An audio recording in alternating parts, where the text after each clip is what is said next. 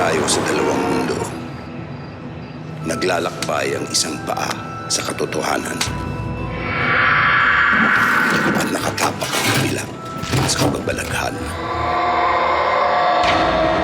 Ngayong gabi, ang inyong matutunghayan ay mula sa koleksyon ng mga kwentong galing sa kabilang dako. Mga bagay na mahirap paniwalaan, maaaring katotohanan, maaaring kathang-isip lamang. Dahil sa bawat haplos ng liwanag ay may kagat ng dilim. Sa pagbabalik ng Top 10 Pinoy Mystery, Number 7, ang pagkawala ni Isabel Resurreccion. 40 taon na nakalilipas mula nang umalis ng bahay si Isabel Resurreccion, ang dalagang anak ng negosyanteng si Fernando Resurreccion. Hindi na siya umuwi. Kalipas ang ilang taon, napagman sa kalooban ng pamilya Resurreccion, idiniklarang legally dead si Isabel. Pero maraming haka-haka at espekulasyon tungkol sa totoong nangyari sa dalaga. Pa, kumain ka na. Di ba paborito mo to? Para kay Isabel na lang to. Pag-uwi niya. Gusto rin niya ito eh. Papa, wala na po si Isabel. Kumain ka na. Maaga tayo matutulog mamayang gabi, ha? Kasi padating na yung bagyong Lazaro. Malakas daw yun. Mag-ipon na rin ako ng tubig para kasi... Yung mga kabayo. Sabi mo kay Andoy, ipasok sa kwadra. Pa, wala na po tayo mga kabayo. Umanaw na rin po si Andoy. Ginawa na rin pong garahe yung mga kwadra. Sige na po, kumain na po kayo.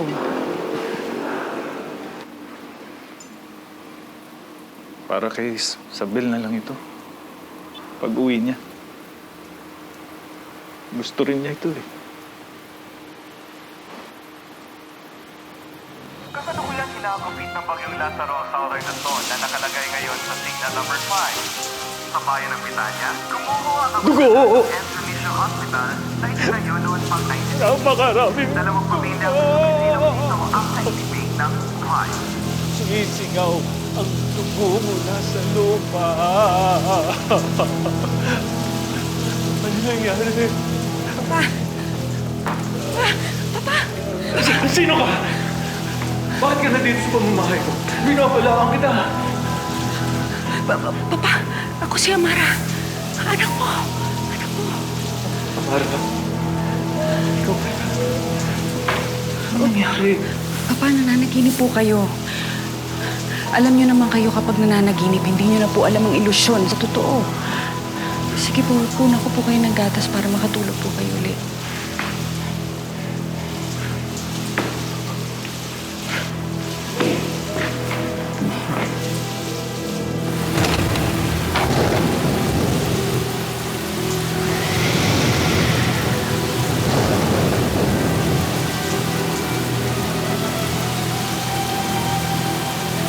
Isabel! Pauwi na ako.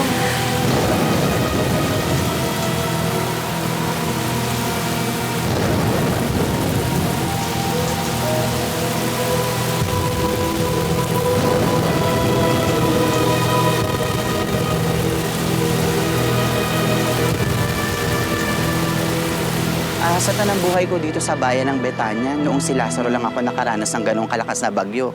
Yung chapel, tinamaan niya ng kidlat kaya bumagsak ang kampana. Yung ospital, binaha. Yung morgue, inanod yung mga bangkay. Yung Junicio Bridge, inanod din ng ilog.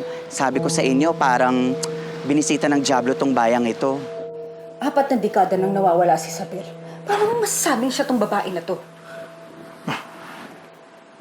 Si Isabel, ito Amara. Ito ang kapatid mo. Bakit ba hindi mo tanggapin ang kapatid mo? Gaano katigas na ba ang puso mo? Dahil napakadami na nagpapanggap ni Isabel para maloko tayo. Hindi mo ba natatandaan? Napakatagal na nang nawawala. Sa tingin mo siya to? Hindi man lang nagbago itsura, hindi man lang tumanda. Huwag naman tayo magpaloko, Papa. Anak ko ito. Nararamdaman ko sa buto ko na si Isabel nga ito. Hindi ko alam kung paano, pero ang mahalaga, nandito na siya. Nakauwi na siya. At hindi mo sisirain dito. Mabuti pa umalis ka na. Ako na lang magbabantay sa anak ko.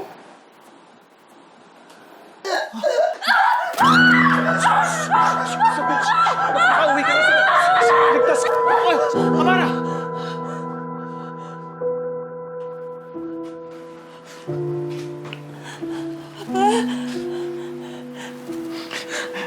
Amara? Kami nga, Isabel. Pero bakit? Bakit ganyan yung itsura niyo? 40 taon kang nawala, anak. Hindi! Hindi! Papa, hindi pwede mangyari yun. Wala akong maintindihan. Papa, hindi ko maintindihan. Bakit nangyari Wag mo yun? na munang alalahanin, anak. Basta nakauwi ka na. Papa, hindi! Hindi! Meron ako hindi maintindihan. Bakit nangyayari ito? Hindi ko alam!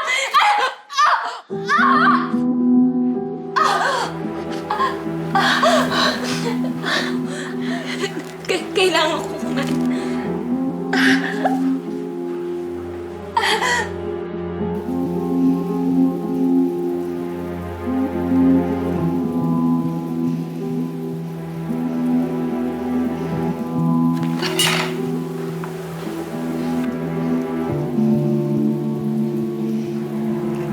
Hindi ko talaga matandaan kung ano yung nangyari. Ang natatandaan ko lang, pauwi na ako nun. Tapos biglang dumilim. Madilim. Tapos biglang bumagyo.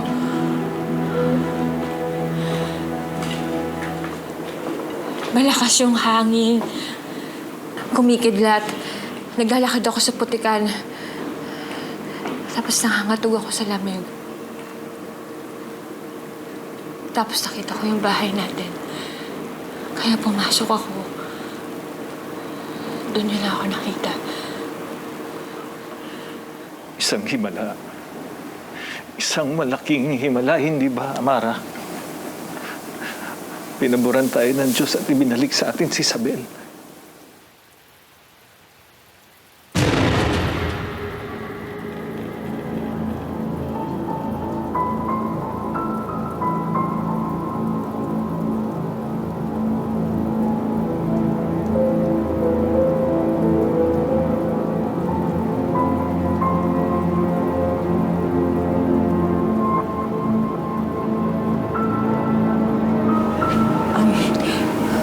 Huwag ka muna magpakita sa mga tauhan.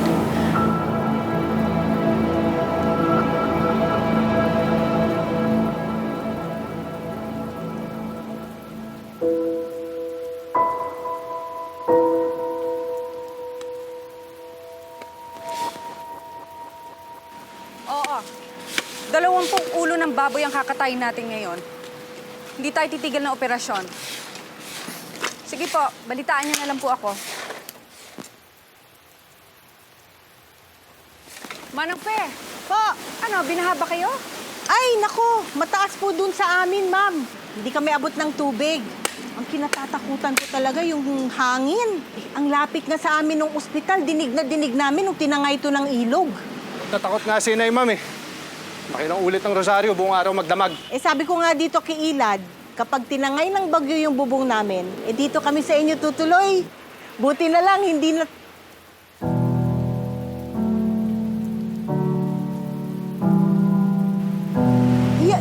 Yan ba Ano? si...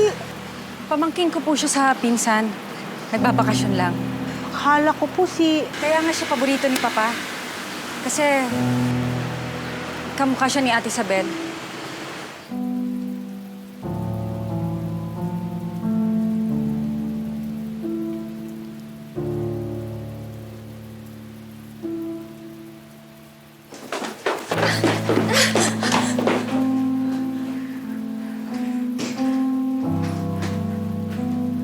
Di ba sinabi ko sa'yo, huwag ka magpakita sa mga tauhan? Nananadya ka ba?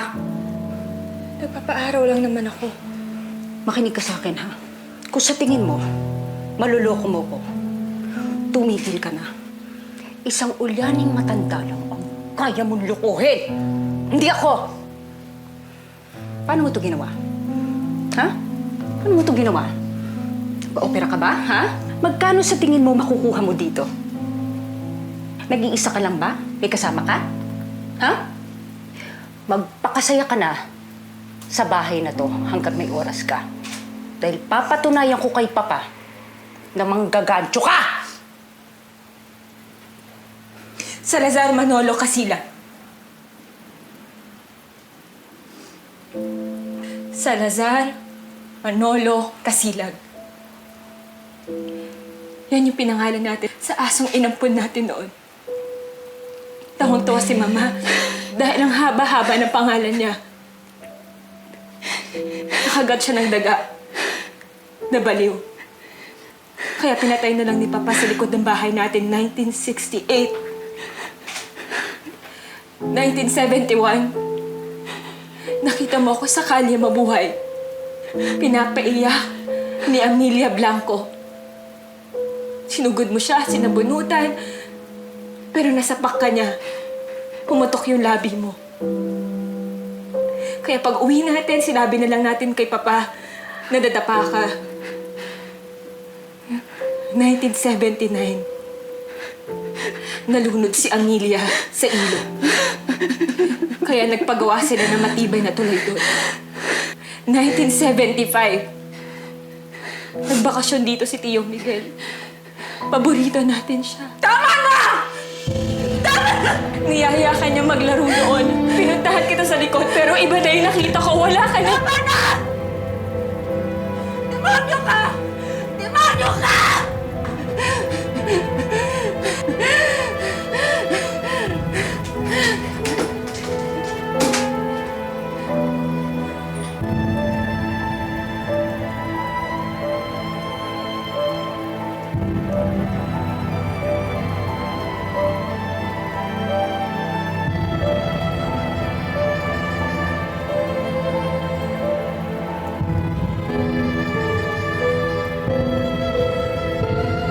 Dapat magpapista tayo. Kailangan malaman ng mga kamag-anak at kaibigan natin na nagbalik na ang kapatid mo. Magpalityon tayo ng 10 baka. Buong bayan ng Betania, imbitahan natin. Tingnan nyo, nagbalik na si Isabel. Alamin niyo po yan. Arkelahan natin ng banda sa munisipyo. Tapos iimbitahan natin si Padre. Tingnan niyo, Padre, oh. May himalang nangyari sa pamilya Resurrection. Yung anak na nawala, nagbalik. Ang patay, nabuhay. Sige po, inom na po kayo ng gamot niyo. Tapos matulog na po kayo pagkatapos na.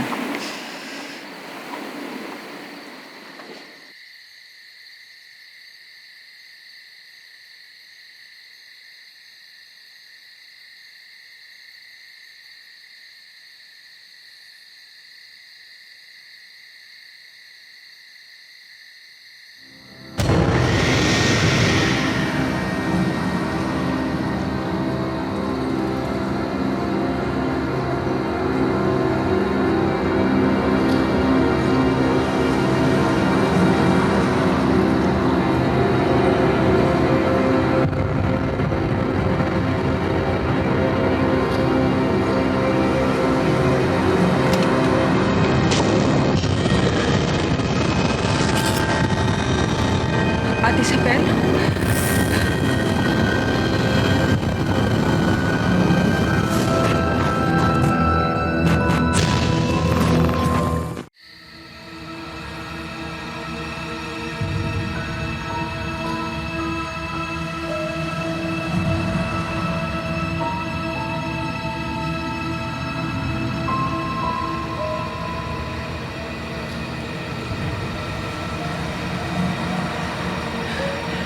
Ate Isabel?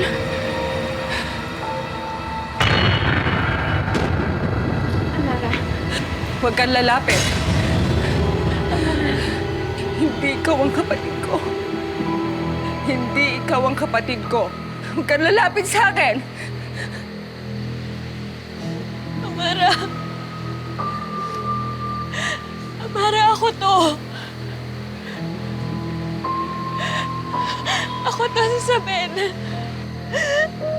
Amara, tulungan mo ako. Hindi ko alam kung ano nangyayari sa akin. Isang araw normal lang ang buhay ko. Sa isang iglap, nabago yun lahat. Amara, napag-iwanan ako ng panahon. Naintindihan mo ba yun? Sana patawarin mo ako. Sana tulungan mo ako. Awa mo na. Hindi ko alam kung sino ka or kung ano ka. Pero ang alam ko,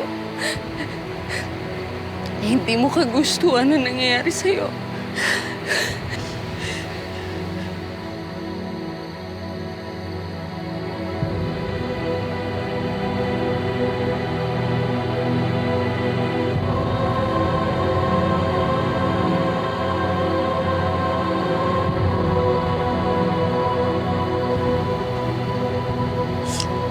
Malaki ang delivery ng mga baboy, so siguraduhin niyo okay yung mga sasakyan.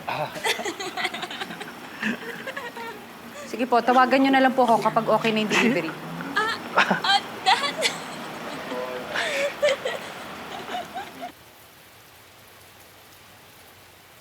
Naku, ma'am. Nagsisimatayan na itong mga halaman nyo sa bahay, oh. Eh, hindi ko nakakalimutang diligan itong mga to, ha? Manang, hayaan niyo na lang po yan. Matagal ko na naman gustong palitan ng mga yan eh. Ang hirap talagang paniwalaan na hindi yan si Isabel, ma'am. Iisa yung mukha, oh. Parehong-pareho kung kumilos. Galawan ng katawan. Eh, pati timbre ng boses, eh. Hindi ba mas mahirap paniwalaan na siya si Ate Isabel? Nagbalik pagkatapos na ilang dekada na hindi man na nagbago yung itsura.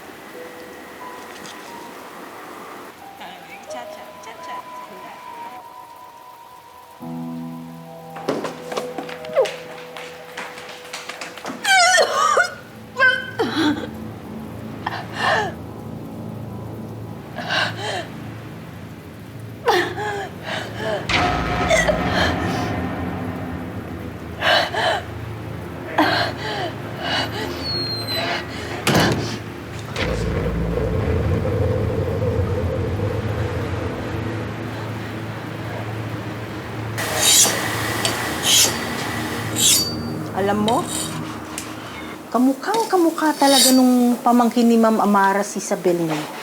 Nakapagtataka. Gano'n kaganda si Isabel, Nay? Oy, tigilan mo yung iniisip mo, ha? Baka pareho pa tayo matanggalan ng trabaho dito, oy. Maswerte na nga tayo. Dito tayo nagtatrabaho at hindi dun sa katayan. Nagtatanong lang naman po, Nay.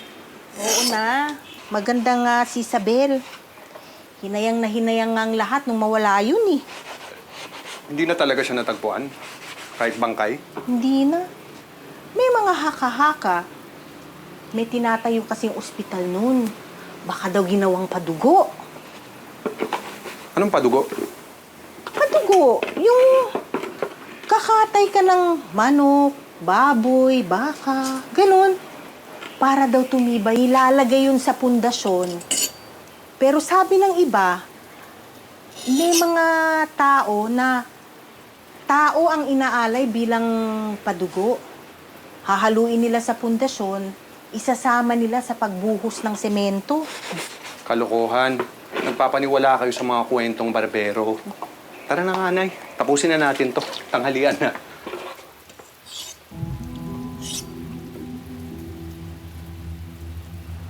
Almost all creatures consider blood as spiritual currency.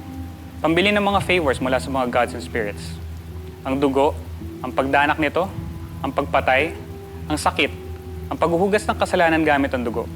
Sa Southern Luzon, lalo na sa Quezon Province, laman ng mga kwento ang sipay na nangunguha ng mga bata para gawing alay o padugo sa mga tinatayong gusali. Nakatulog na si Papa? Oo. Napagod yata. Kaya na lang natin siya magpahinga. Pasensya ka na. Hindi ko alam na hindi na pala niya kaya magsayaw ng ganon. Hindi naman nakasama sa kanya eh. Baka nga nakabuti pa. Kasi matagal-tagal ko na rin siyang hindi nakitang ganyang kasaya. Ganos na siya katagal na ganito? Nagsimula yung sintomas ng pag-uulyanin niya. Ilang taon mula nang namatay. Nawala ka. Dementia, sabi ng doktor. Yung una, hindi pa masyado nakikita. Pero ngayon, medyo madalas ang sumpong. Tapos hindi niya nakikilala yung mga taong nasa paligid niya. Nagagalit, nagwawala. Pero ibang epekto mo sa kanya eh. Lumalakas siya. Nagiging masigla. Nagiging masaya. Tama nga siguro si Papa. Isa kang himala.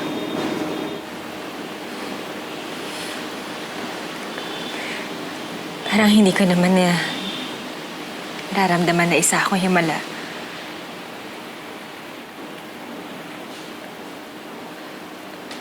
May nararamdaman akong madilim sa loob ko. Sobrang dilim. Kung namatay na ako noon, bakit pa ako binuhay ulit?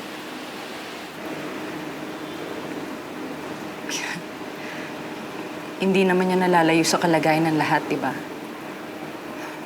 Lahat naman tayo hindi hiniling na maipanganak sa mundo. Pero Amara, hindi lahat ganito. Meron akong kakaibang gutom para sa karne at dugo. Isabel? Paano kung gutumin ulit ako?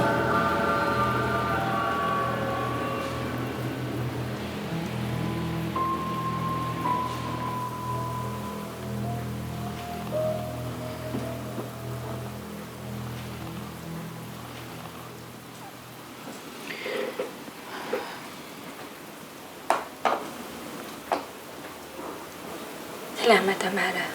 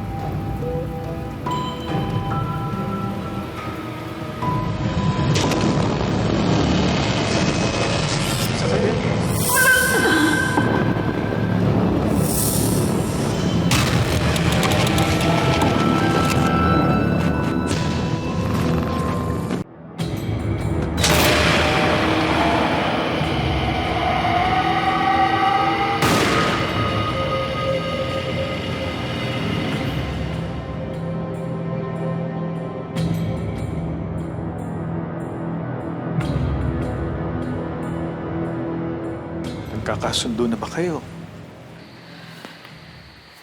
Punta na po doon. Nung mga bata pa kayo, hindi kayo mapaghiwalay. Magkalapit ang mga puso ninyo. Sa lahat ng bagay, magkakampi kayo. Kaya nung nawala si Isabel, napunit pati kaluluwa mo. Lahat naman po tayo, Papa eh. Oo, pero mas nawasak ka.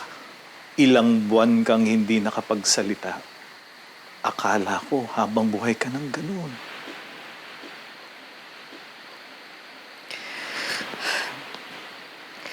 Bata pa ako noon, Papa. Natuto na ako mabuhay nang wala si Ate Isabel. Ako hindi. Sinisi kita kahit hindi mo kasalanan. Kaya tuloy na palayo ang loob mo sa akin. Pa, hindi totoo yan. Huwag mo na pagkaila. Kasalanan ko yun. Ipinagluksa ko ang nawala. At kinalimutan ko yung nandiyan pa. Patawad, Amara.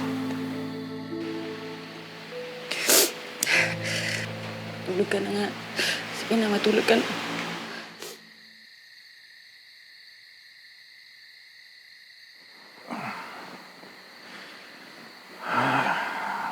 Hindi ako tanga. Para maniwalang tao ang dalagang natutulog sa kabilang kwarto. Nilalang ng laman at dugo.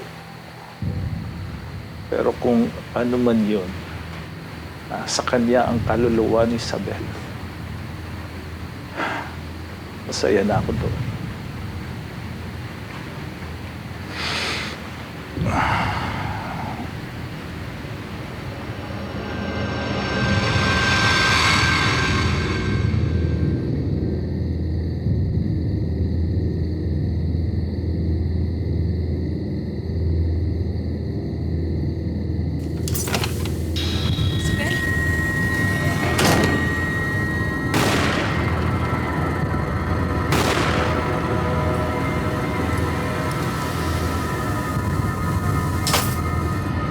Shoot! Yun! 3 points!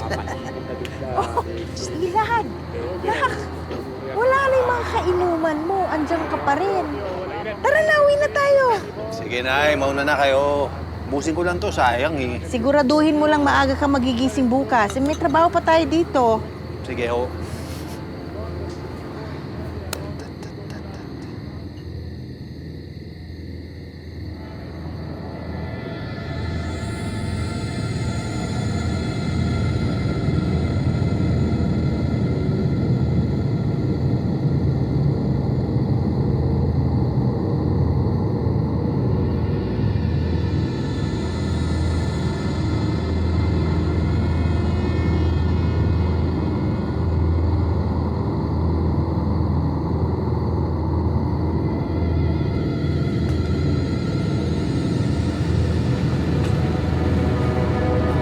Ma'am?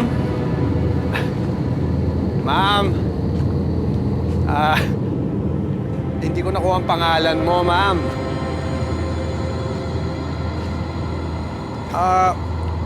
Anong ginagawa mo dito, ma'am?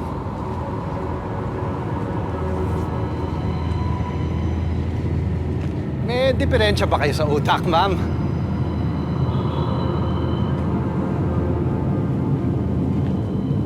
Ma'am?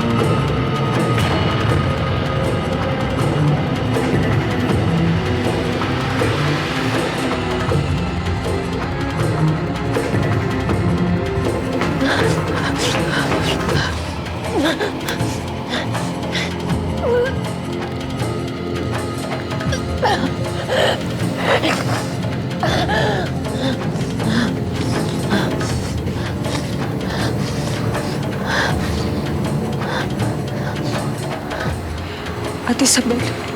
Huwag ka lalaki. Ate Isabel. Anong... Kailangan kong mag-aalay ng dugo at laman sa lupa. Hindi ko alam kung bakit alam ko to, pero kailangan. Ang lupa ang nagbibigay sa akin ng buhay.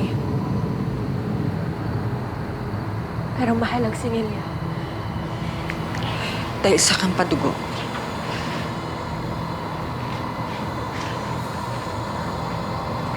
Padugo. Narinig ko kina Manang Fe na inalay ka sa gusaling to ng ginagawa pa lang ang pundasyon. Isang katutubong paniniwala. Siguro inagos ng ilog ang gusali, kaya nakawala ka. Pero parte ka na ng kapangyarihan ng lugar na to. Namatay na ako noon. Sana hindi na ako nabuhay kung ganito lang din naman pala ang gagawin ko. Sana nabulok na lang ako sa lupa, kinain ng mga bulate. Ate Isabel, ang dami mong niluwal. Saan mo kinuha ang karne at dugo?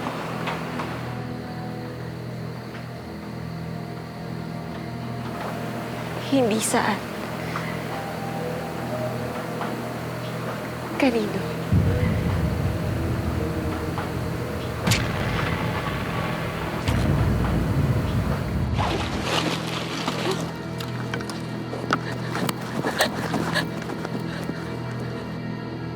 Sino ang andyan? Amara! Isabel! Amara! Isabel! Papa, andyan na po!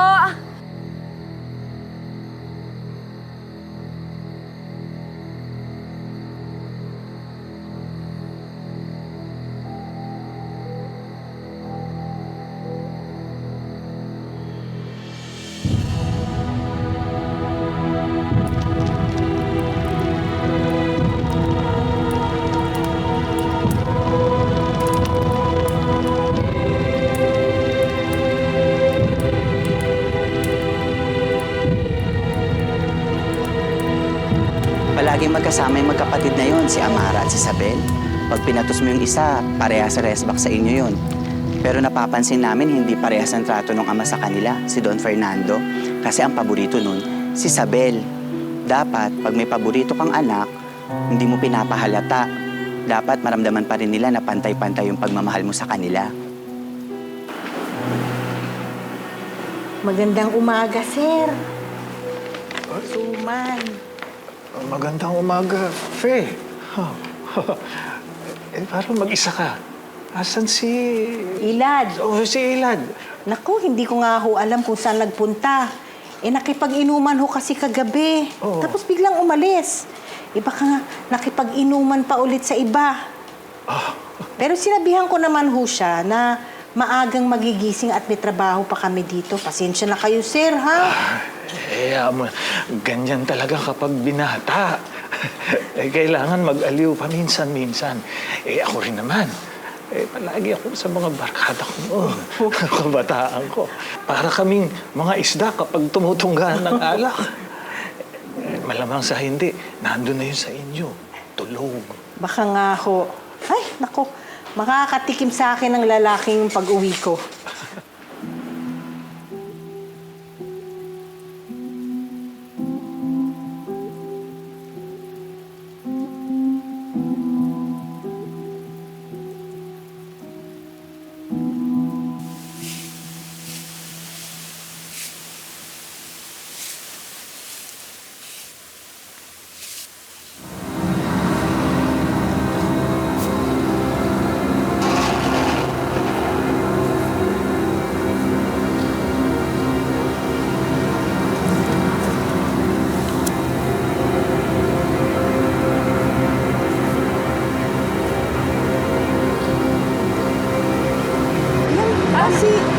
Pamangkin ko po siya sa pinsan.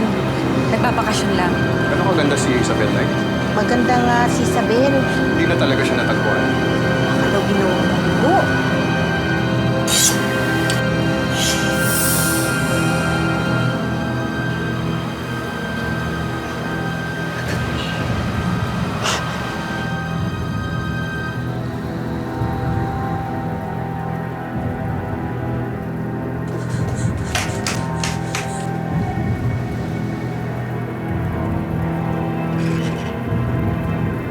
Alam na niya.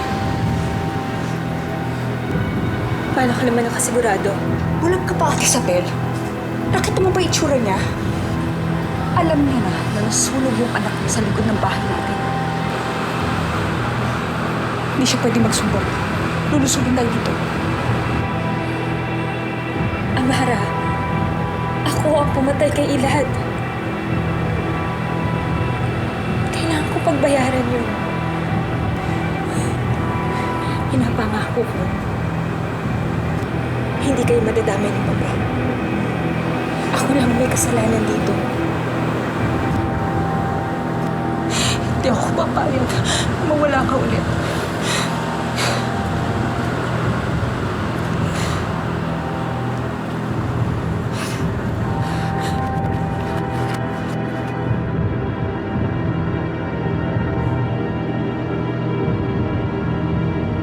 Manang Fe!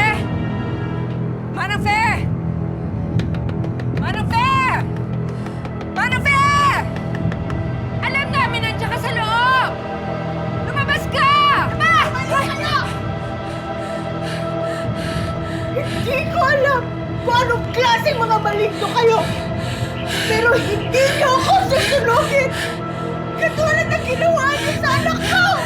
Magbabayad kayo! Manang Fe! Manang Fe!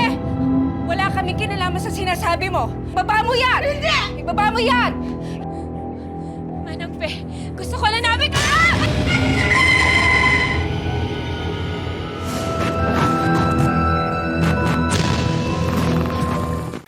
Ate Isabel! Ate Isabel!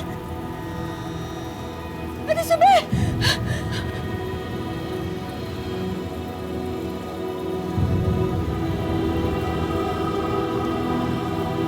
Ate Isabel!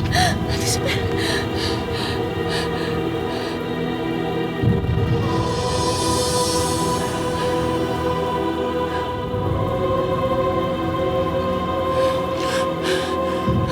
Nawala ang sugat?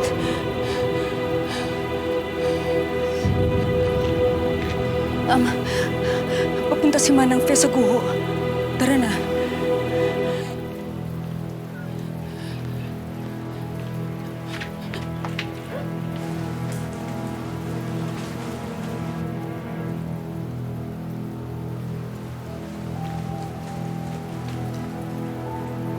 Wala akong kasalanan sa inyo.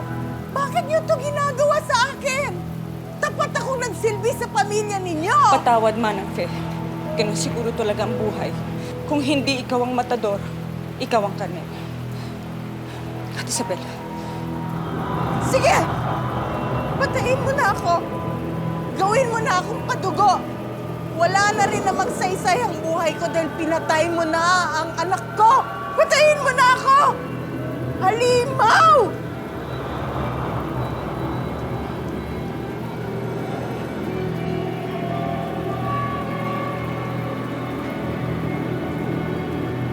Kailangan mong gawin para mabuo ang pamilya natin.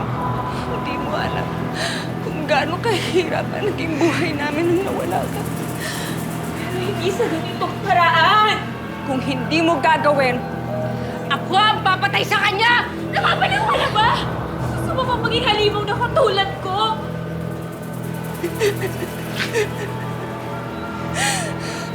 Matagal na ako halimaw. Dahil ako ang dahilan kung bakit naging padugo ka. Ako ang nagbenta sa iyo sa sipag na gumawa ng ritual ng ginagawa pa to hospital.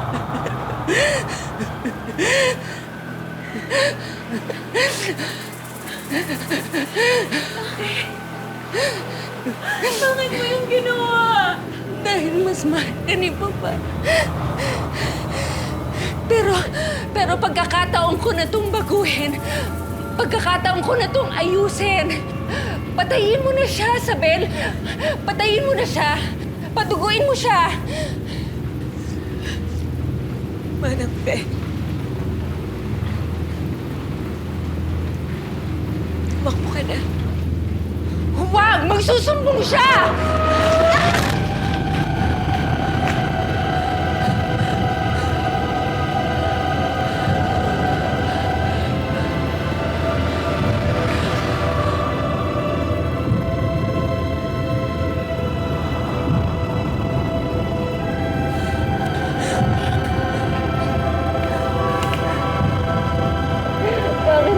Bakit mo ginawa yun? Susumbong nila tayo at lulusubin. Mabubuhay ko rin yung pamilya natin. Tama na, Amara.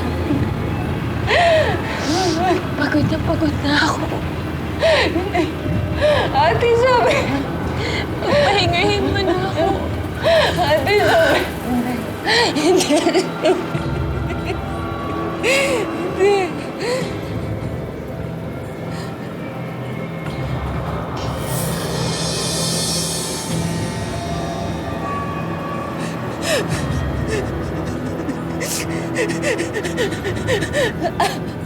Ate Isabel! Ate Isabel! Ate Isabel! Ate Isabel!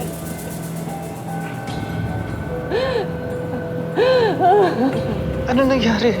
Asan ang mga anak ko? Si Amara, si Isabel. Asan si Isabel? Totoo ba ang sipay na nangunguha ng mga bata? Totoo ba ang mga nagpapadugo ng tao bago magbuhos ng semento sa mga tinatayong gusali? Wala namang ebidensya. Pero, hindi inosente ang mga ninuno natin sa human sacrifice. At kung alam mo ang liko ng utak ng tao, kapag hindi totoo ang halimaw, maaaring may magtangka pa rin ulit gumawa nito.